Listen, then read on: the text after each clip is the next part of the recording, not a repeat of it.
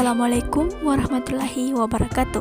Perkenalkan, nama saya Irmayanti dari jurusan Bahasa dan Sastra Indonesia. Di sini saya akan menjelaskan tentang perubahan fonemis, asimilasi dan disimilasi fonemis, penambahan fonem, metatis, monoftongisasi, dan diftongisasi. Baik, yang pertama-tama kita harus mengetahui tentang apa sih itu perubahan fonemis. Perubahan fonem atau fonemis adalah berubahnya bunyi atau fonem pada sebuah kata agar kata menjadi terdengar dengan jelas atau untuk tujuan tertentu. Baik, yang pertama saya akan menjelaskan tentang asimilasi fonemis. Asimilasi adalah perubahan bunyi dari dua bunyi yang tidak sama menjadi bunyi yang sama atau yang hampir sama. Hal ini terjadi karena bunyi-bunyi bahasa itu diucapkan secara berurutan sehingga berpotensi untuk saling mempengaruhi atau dipengaruhi. Adapun contoh asimilasi fonemis, kata bahasa Inggris top diucapkan top dengan T apikodental, tetapi setelah mendapatkan S laminopalatal pada stop, kata tersebut diucapkan stop dengan T juga laminopalatal. Dengan demikian dapat disimpulkan bahwa T pada stop disesuaikan atau diasimilasikan artikulasinya dengan S yang mendahulunya sehingga sama-sama laminopalatal. Jika bunyi yang sudah diasimilasikan terletak sesudah bunyi yang mengasimilasikan tersebut asimilasi progresif. Yang kedua, disimilasi fonemis. Disimilasi adalah perubahan bunyi dari dua bunyi yang sama atau mirip menjadi bunyi yang tidak sama atau berbeda.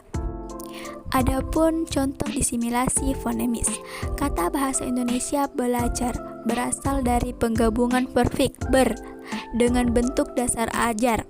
Mestinya kalau tidak ada perubahan menjadi berajar, tetapi karena ada dua bunyi R, maka R yang pertama dibedakan atau didisimilasikan menjadi L sehingga menjadi belajar.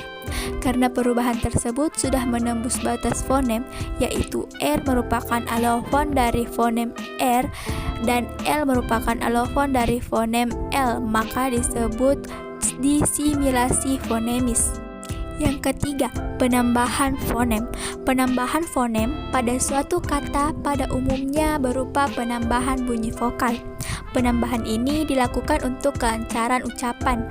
Penambahan fonem pada suatu morfem sebagai akibat pertemuan suatu morfem dengan morfem lain.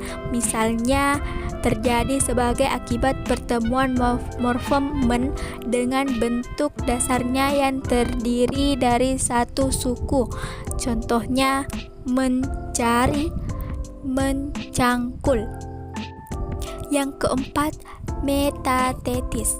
Metatetis adalah perubahan urutan bunyi fonemis pada suatu kata sehingga menjadi dua bentuk kata yang bersaing.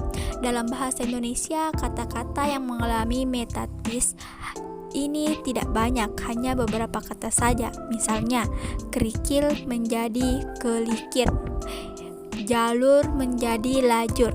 Metatis ini juga bisa dilihat secara diakronis.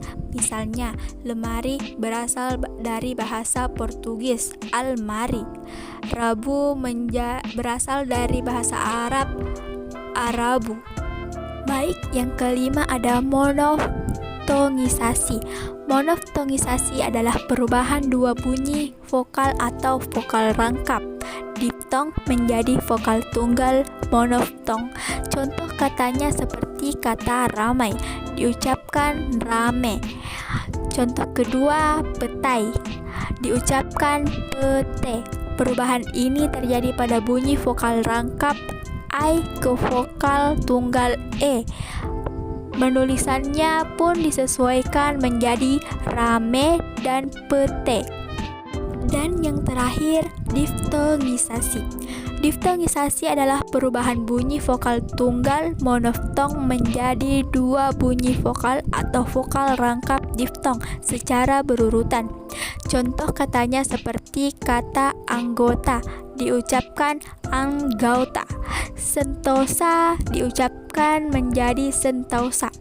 Perubahan ini terjadi pada bunyi vokal tunggal O ke vokal rangkap AU, tetapi tetap dalam pengucapan satu bunyi, puncak. Hal ini terjadi karena adanya upaya analogi penutur dalam rangka pemurnian bunyi pada kata tersebut. Bahkan dalam penulisannya pun disesuaikan dengan ucapannya, yaitu anggauta dan sentosa. Baik, itulah tadi materi yang sempat saya sampaikan. Mohon maaf jika ada kekurangan dalam materi saya. Saya akhiri, wassalamualaikum warahmatullahi wabarakatuh.